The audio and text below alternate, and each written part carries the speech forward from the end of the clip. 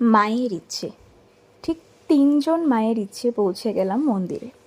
প্রথম মা, আমার মা ইচ্ছে করেছে যে মাতাবাড়ি যাবে, তারপর ওখানে একজন বিলোনিয়ার একজন খুব জাগ্রত মা আছে, বুড়া কালী বলে, ওনার এখানে যাবে। আর মার ইচ্ছেটা কেন হয়েছে? কারণ ওই 2 মা চেয়েছে বলে। তো তাই সকাল সকাল ঠিক 7:30টার দিকে গাড়ি বুক করে বেরিয়ে পড়লাম উদয়পুর মাতাবাড়ির উদ্দেশ্যে।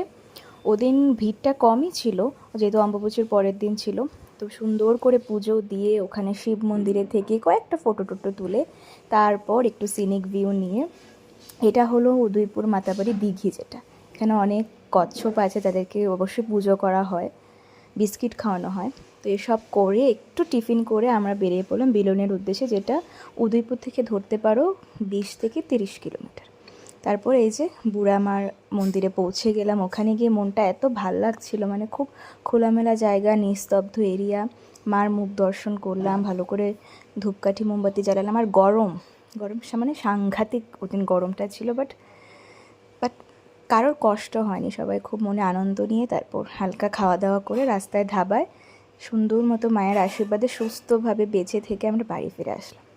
শর্টসটা ভালো লাগলে অবশ্যই লাইক, কমেন্ট, শেয়ার আর চ্যানেলটাকে সাবস্ক্রাইব করবে। টাটা।